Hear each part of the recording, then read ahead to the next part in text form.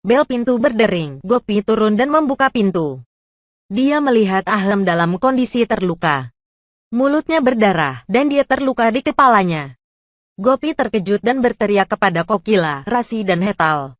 Ahem berteriak padanya karena meneriaki semua orang. Kokila bergegas keluar dan terkejut melihat Ahem. Kokila bergegas ke dia dan bertanya apa yang terjadi dan dengan siapa dia berkelahi.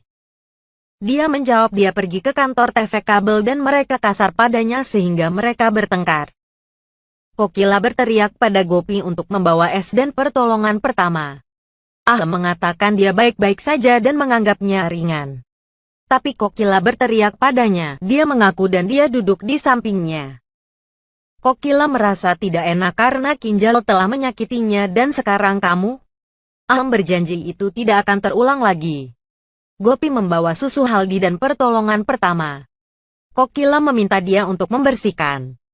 Tapi Gopi berdiri saja. Kokila memberi tanda untuk mengurus Ahem. Gopi mulai membersihkan luka. Ahem tersentak kesakitan. Dia merasa tidak nyaman dan mengatakan dia akan membersihkan dirinya sendiri. Dia berdiri menatapnya dan Ahem membersihkan dirinya sendiri. Dia menaruh tapas di detol dan menunggu. Setelah dibersihkan dia membersihkan luka di mulutnya dengan detol. Saat membersihkan Ahem terlihat pada dirinya. Dia mengoleskan salep.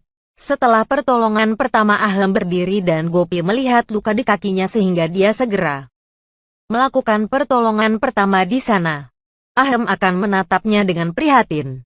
Mungkin cinta telah mekar di hati Ahem untuk Gopi. Kokila datang lagi. Dia meminta Gopi untuk pergi dan belajar di kamarnya dan Ahem untuk beristirahat di kamarnya dan juga minum susu haldi. Rasi berjalan ke aula dan dengan dingin bertanya pada Gopi mengapa dia berteriak untuknya. Dia melihat Ahem dan Sok. Kokila dan Ahem menatapnya kesal.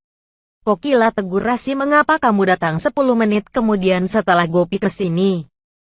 Jangan menunjukkan kekhawatiran palsu. Kokila meminta Gopi untuk belajar. Gopi pergi dengan tasnya.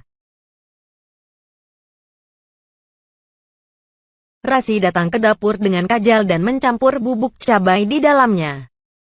Dia merasa senang atas rencana jahatnya.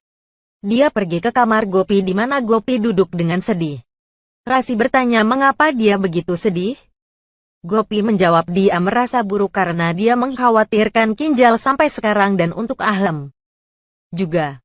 Rasi menghiburnya dan mengatakan untuk tidak mengkhawatirkan siapapun karena dia perlu berkonsentrasi dalam belajar. Rasi menyuruh Gopi untuk mencuci muka.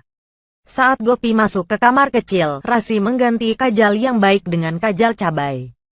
Ketika Gopi keluar, Rasi bertindak seolah-olah dia meletakkan kajal dan meminta Gopi untuk memakai kajal.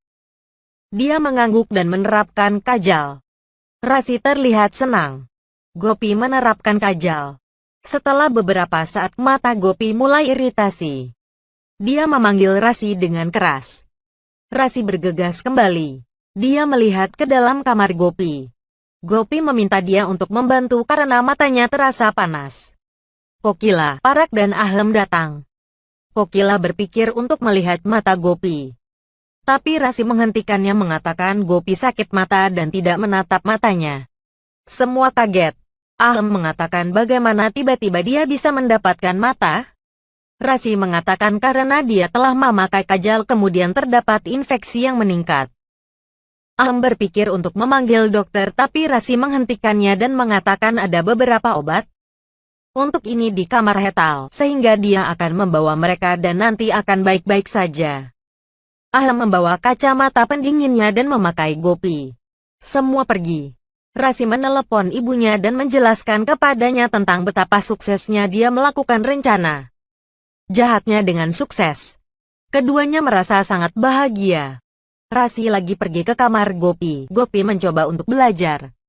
Rasi mengatakan untuk tidak memaksakan matanya dan dia membawa Gopi ke dapur untuk membantunya.